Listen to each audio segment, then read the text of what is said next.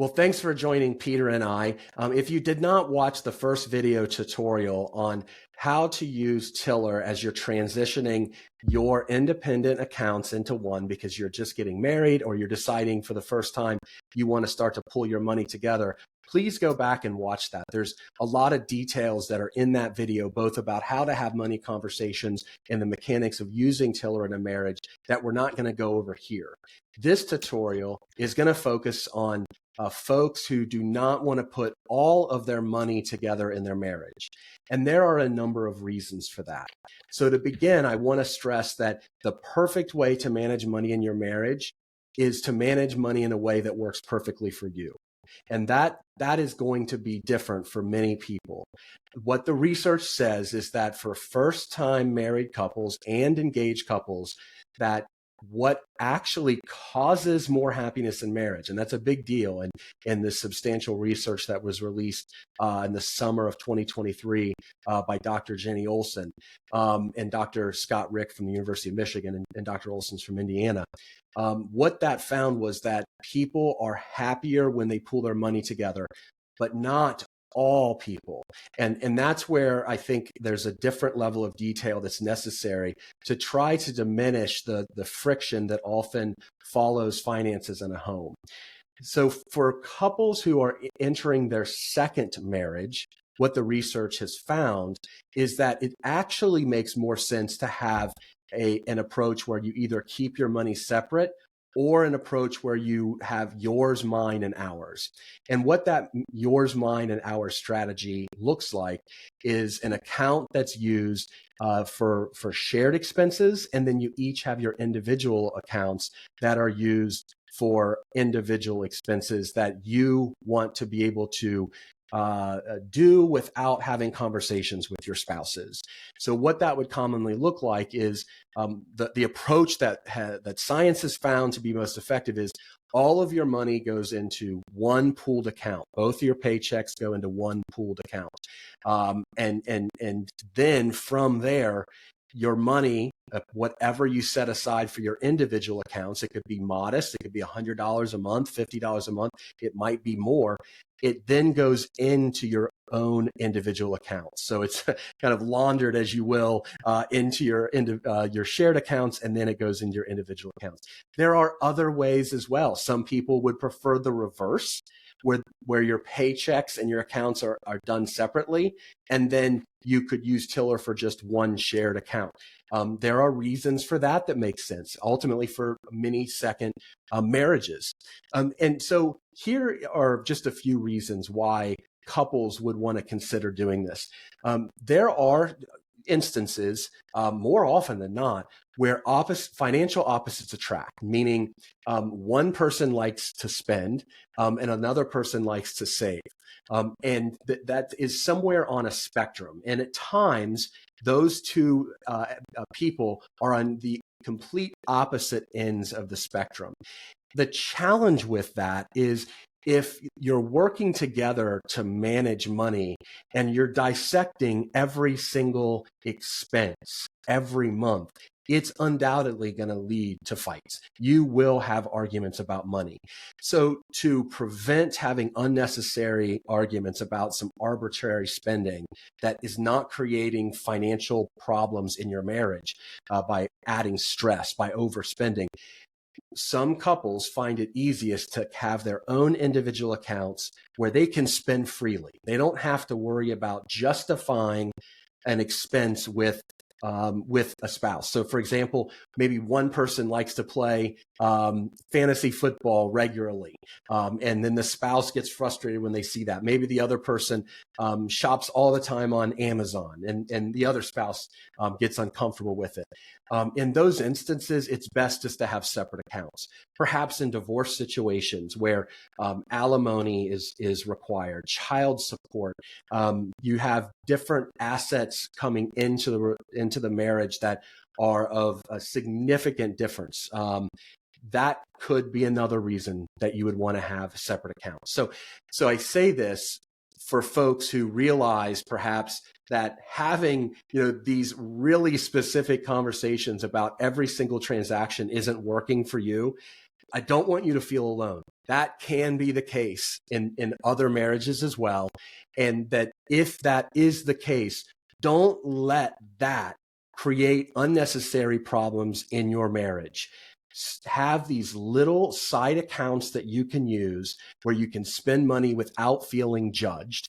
Not only you spend money, but your spouse can spend or save money without feeling judged. It'll bring some relief to the money date conversations that you should still have about your joint finances that all flow into your shared goals and values. And the reason that we're doing this tutorial together is because Tiller, which I use in my marriage, has an uncommon feature to allow couples to be able to actually use the yours, mine, and ours approach to managing money within their program. So you can still have conversations about your shared account and have the data in front of you. So you're having informed talks about money, but you can still have the privacy that you need to manage your independent money the way that you see fit. So Peter, if you wouldn't mind, can you share us the mechanics behind establishing a yours, mine, and ours system within Tiller? Absolutely. Thanks, Brian. That's a great intro. So everything starts at the Tiller homepage, tillerhq.com. And as Brian said, Tiller is designed so you can track all your money in one place, in your own private spreadsheet. Private because the team at Tiller, we don't see your transactions and balances. Our only revenue comes from your subscription fees. We don't monetize your data. We don't mine your data. We're built for you. And we have a helpful customer success team that supports your success, great templates, and an awesome community. And so you come to Tiller if you haven't signed up already, and you're going to start your free 30-day trial. As you do that, we're going to ask if you want to authenticate with your Google account or your Microsoft account. Tiller supports both Microsoft Excel and Google Sheets, and you can actually use multiple spreadsheets from both platforms. It doesn't matter which account you're using to authenticate. Just pick the account you use most often. So what's your default email account, for example? If it's Gmail, just authenticate with Google, and you can still create Excel spreadsheets. Once you've created a Tiller account, you're going to come to the Tiller console here. And the Tiller console is where you can see all your connected credit card accounts. And in this example, you could have your accounts and you could have your shared accounts. And then you can create your own spreadsheet. Again, you can build a spreadsheet with Google Sheets or Microsoft Excel. So I'm going to take you right into this spreadsheet here, this mine and ours spreadsheet. And I have this running here in this other tab. And so here we can see I have created a spreadsheet. I fed into it both our shared accounts as well as my personal accounts. The magic here is in the categories. And so with Tiller, you can create as many or as few categories as you want. You could have 2 or 3 categories. You could have more than 100 categories. And then you can create groups for those categories. And so in this mine and ours example, I've created the categories that I know are mine: restaurants, gear, clothing, home. And I've also created the restaurants that are, I've created the categories that I know are ours. And that has to do with, like, maybe we share one car. So the auto gas expenses are ours together. Groceries are ours. Again, you get to define what's what. Once you've built all those, then you can go look on your monthly budget sheet, and let's just go through. I'm going to pick a recent month from November. We can go through and I can see, okay, here are Peter's expenses. Here are the shared bills, the shared kids expenses, and the shared living expenses. And I can see that all, and then the income in this case would be my income. And it's a quick view, a quick dashboard into what's going on with our shared expenses and what's going on with my personal expenses. There's so many ways to skin this, and I think that's one of the reasons why Tiller is so popular. If you wanted, you could have so you could create a mine and an ours spreadsheet, as I've just shown, that has like my expenses and our shared expenses. It's also possible to just have a new spreadsheet that's just the shared expenses. And maybe those are some specific credit cards that are just the shared expenses. And so rather than having to look through, if we want to look at this spreadsheet together and sit down and talk about our shared expenses, it might be a distraction to have my spending in there alongside our spending. So I could simply go through and only have those specific accounts that I know, that the specific checking account, for example, and the specific credit cards that are shared, and only have those feed into the spreadsheet. And then it's just an ours sheet. It's not a mine and ours. Then it becomes just an ours. And depending on what's best for you, if you want, you could have, like, so my wife Shannon, if we were managing our expenses separately, we could have a Peter spreadsheet, we could have a Shannon spreadsheet, we could have an R spreadsheet. If the temptation is too distracting to have all of those together in the same tiller account, you can also create two separate tiller accounts.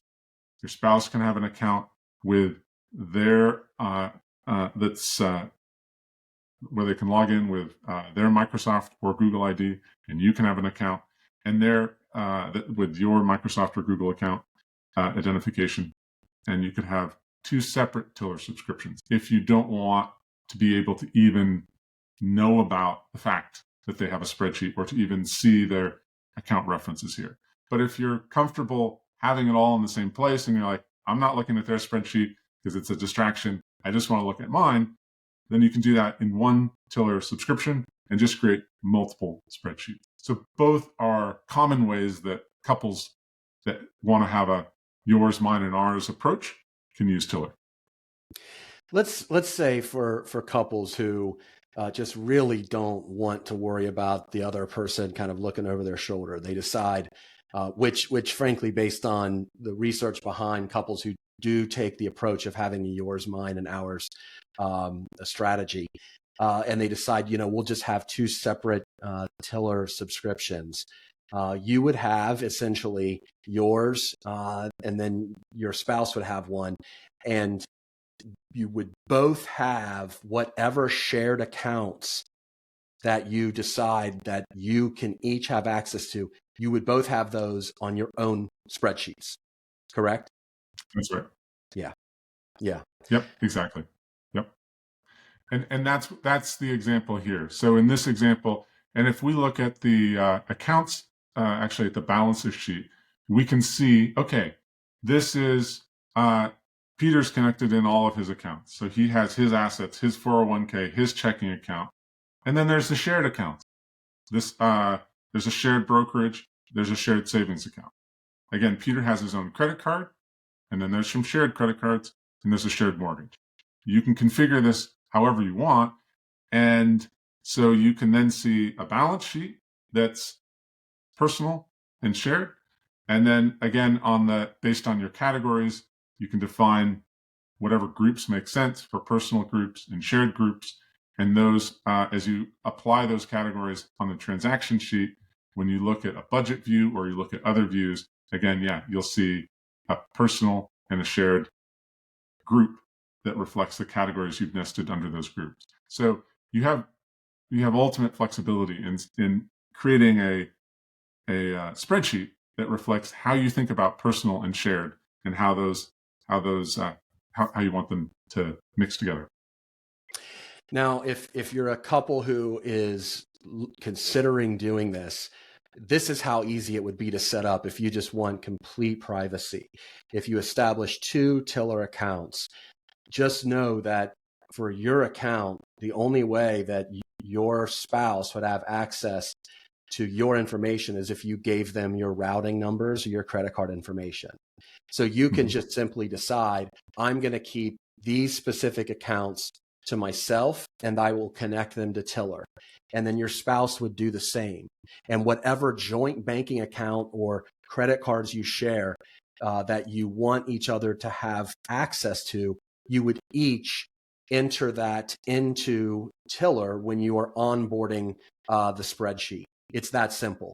Now, one final note and there aren't any mechanics here that Peter needs to share because it's so simple, but for many couples who do yours, mine, and ours, who use that strategy, it honestly could be as simple as $100 a month that you each use without having somebody look over your shoulder. And that could just be your own credit cards. That's all. And so if that's what you want it to be, you could just simply not have those credit cards a part of your tiller sheet if you want to keep it super simple, and just know in your budget that the household expenses are going to be $200 extra a month, $100 for your partner, $100 for yourself. That's another simple way to do it. So you're just really focusing on tiller for all your shared expenses, and just know, hey, you're each going to have your own credit card account that you're not going to connect with tiller. You'll spend roughly $100. So if this was a lot of information for you, don't fret. There are plenty of tutorials on the Tiller website that we're also sharing within Modern Husbands, and then the Transition to Marriage Toolkit that would allow for you to dive more deeply into the nitty-gritty of becoming an absolute expert at managing Tiller. And so we will provide those links within the show notes if you're watching this on YouTube, or if it's within the toolkit, you will find it within the toolkit itself. Thanks, Brian. Perfect. That was perfect. Let me close that out. Hit the stop button.